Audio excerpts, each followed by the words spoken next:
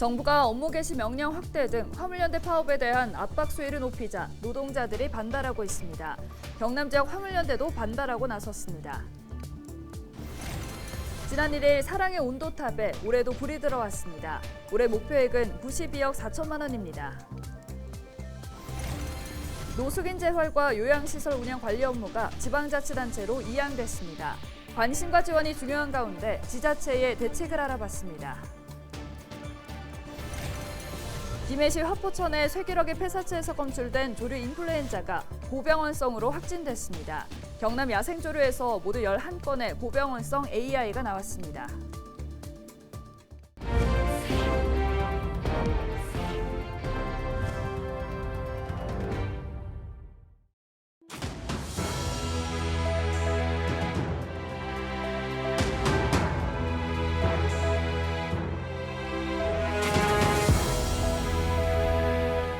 여러분 안녕하십니까? 헬로티비 경남뉴스입니다.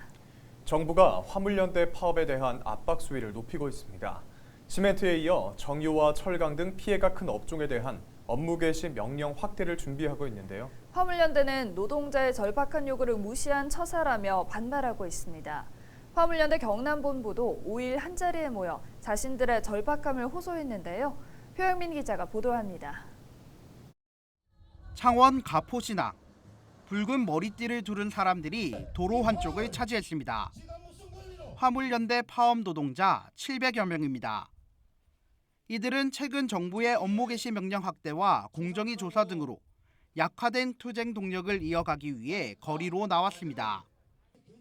이날 경남은 물론 전국 15개 지역 화물연대 파업 노동자들은 함께 거리에서 안전운임제 일몰조항 폐지 등을 정부에 재차 요구했습니다.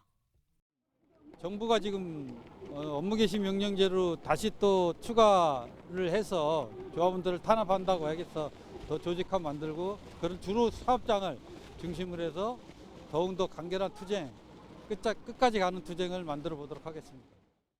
지역 정치권도 힘을 보태고 있습니다.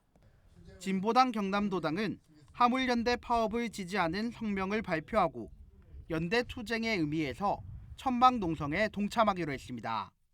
우리 화물 노동자들의 파업이 너무나 정당하기 때문에 이 파업이 제대로 되고 국가에서 정부에서 화물 노동자들의 요구를 들어줄 수 있도록 우리 지역 사회와 모든 어떤 요구를 모아서 이 문제 조속 해결될 수 있도록 그렇게 저희들은 노력할 생각입니다.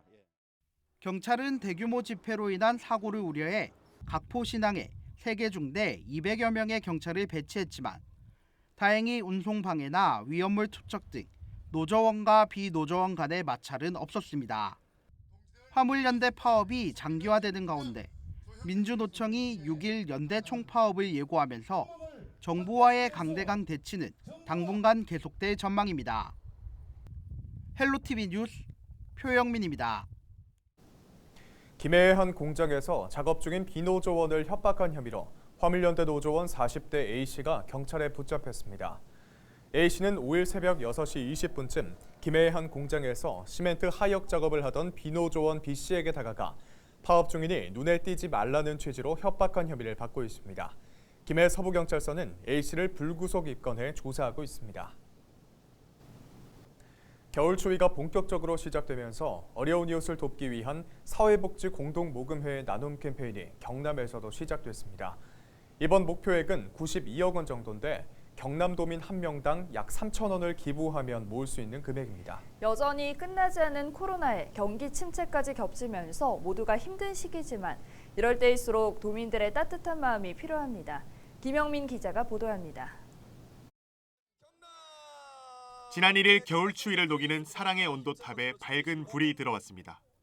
연말연시 어려운 이웃을 돕기 위한 희망 2023 나눔 캠페인이 막을 올리고 62일간의 기부 대장정이 시작된 겁니다. 올해 목표액은 지난해보다 12억 원가량 늘어난 92억 4천만 원. 경남도민 한 명당 2,800원 정도 기부하면 되는 금액입니다. 캠페인 시작과 함께 시민들의 기부 행렬이 이어지면서 5일 오전 기준 나눔 온도는 3도를 가리키고 있습니다.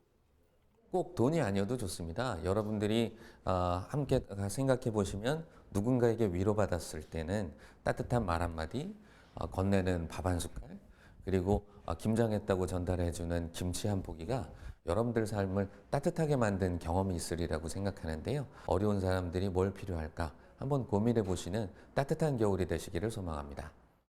모인 성금은 우리 주변의 소외된 이웃들을 위해 전액 사용됩니다. 모금을 희망하는 도민은 전화나 문자로 기부하거나 사랑의 열매 홈페이지와 QR코드를 통해서도 할 수 있습니다. 지난해 사랑의 온도탑은 127도를 기록하며 목표 금액보다 약 22억 원 더 모아졌습니다.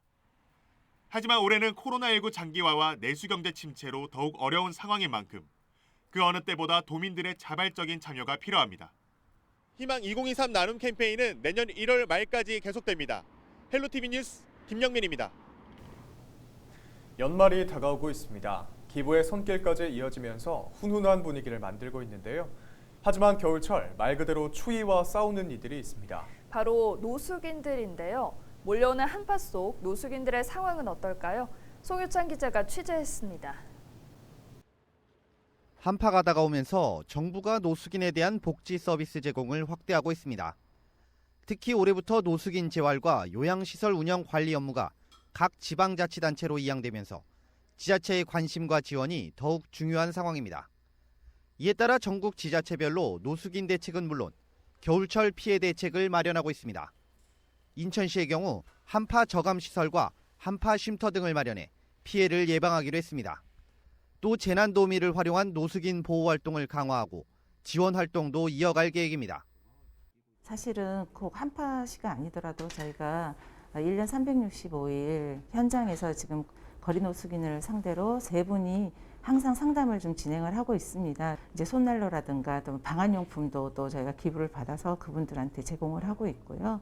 그분들이 또 춥지 않도록 또 식사가 든든해야지 이게 덜 춥지 않습니까? 그래서 무료급식도 저희가 좀 제공을 하고 있습니다.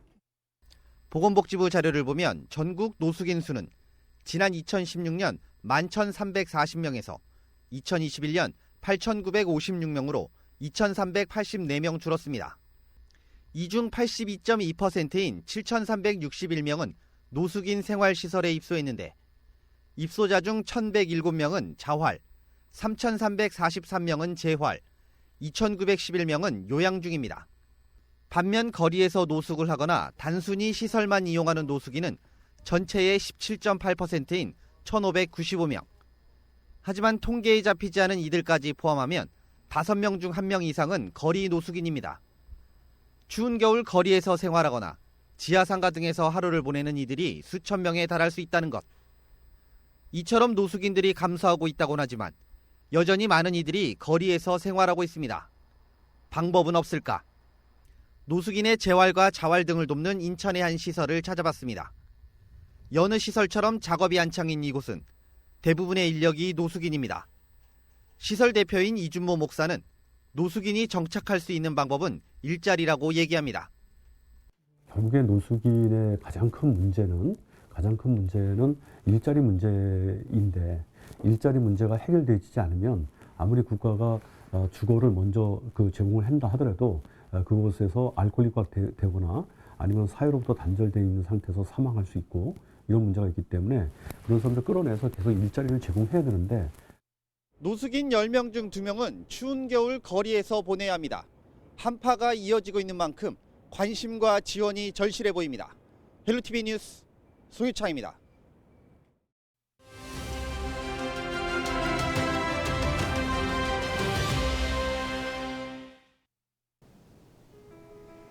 연말연시 TV와 라디오, 인터넷 포털에는 수출 경기 침체와 부동산 시장 냉각, 파업과 정책 뉴스가 가득합니다. 지역사회 소외계층을 위한 모금과 기부, 봉사활동이 늘고 있지만 잘 보이지 않는데요. 지금 어딘가에서는 에너지 빈곤층 가정에 연탄과 난로를 기부하고 있고 혼자 남은 고령자들이 춥고 외로운 연말을 보내지 않도록 따뜻한 손을 내밀고 있습니다. 어려운 경영 환경 속에서도 해마다 기부를 이어가는 우리 지역 기업들도 있고 팍팍한 살림 속에서 십시일반 기부에 동참하는 우리 이웃들도 있습니다. 추운 겨울 온정의 소식들이 가득 차 더 따뜻한 연말이 될 수 있기를 바라고요. 바쁘게 달려온 한 해를 돌아보고 주위의 어려운 이웃에게도 관심을 갖는 연말을 기대해 봅니다. 데일리 브리핑이었습니다.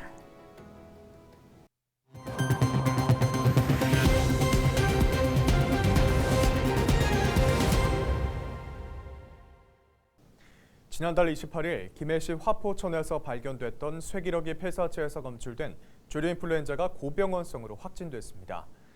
이로써 경남에서는 창원과 김해, 창녕과 하동 4개 시군 8개 지점에서 11건의 고병원성 조류인플루엔자가 야생조류에서 검출됐습니다. 다만 닭이나 오리를 키우는 가금 농장에서는 아직 발생하지 않았습니다. 현재 전국 가금 농가 발생건은 29건이며 경남과 인접한 울산과 전남 나주 농가에서 고병원성 AI가 발생해 인근 지역의 긴장감이 커지고 있습니다. 민주노총 경남지역본부는 5일 기자회견을 열고 10일까지를 김영균 씨 추모 주간으로 운영한다고 선포했습니다. 이들은 김영균 씨 사망 4주기에도 중대재해처벌법은 노동자의 죽음을 막지 못하고 있다며 올해 경남의 안전보건 관련 전국 1호 사건은 10건에 달했다고 밝혔습니다.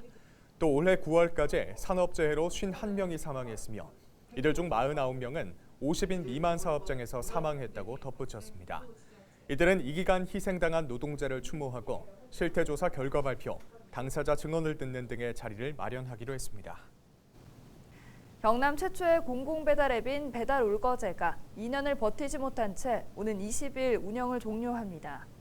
거제시는 앱 출시 초기와 비교해 음식점 가맹점이 늘지 않았고 월 매출도 7천만 원 수준으로 이용률이 저조해 서비스 중단을 결정했다고 밝혔습니다. 또 사용하지 않은 전용 상품권은 이달 안으로 환불 처리할 예정입니다. 농부 행세를 하며 농지 취득 자격을 허위로 발급받고 내부 정보를 빼내 땅을 샀던 공무원 부부가 법정 구속됐습니다.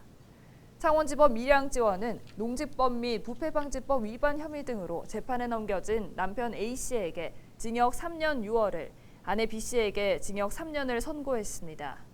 또 증거인멸과 도주 우려가 있다며 이들을 법정 구속하고 B씨의 명의의 밭 2천여 제곱미터를 몰수했습니다. 경남 지역 노인 생활 지원사들이 최소한의 돌봄에 필요한 경비를 추경 예산에 확보할 것을 박완수 경남지사에게 요구했습니다.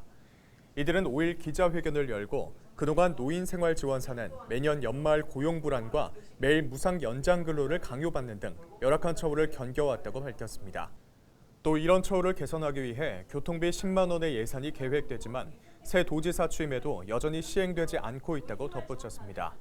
이에 이들은 박 지사는 직무유기와 책임 회피를 해선 안 된다며 요구가 받아들여지지 않는다면 끝까지 투쟁하겠다고 설명했습니다.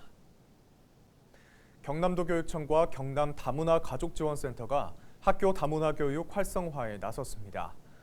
두 기관은 5일 업무 협약을 맺고 앞으로 다양한 다문화 교육 프로그램을 운영하고 이주 여성 인력을 학교 교육을 위해 양성 활용하기로 했습니다. 또 다문화 학생의 맞춤형 지원과 도내 전체 학생을 대상으로 한 다문화 감수성도 높인다는 계획입니다.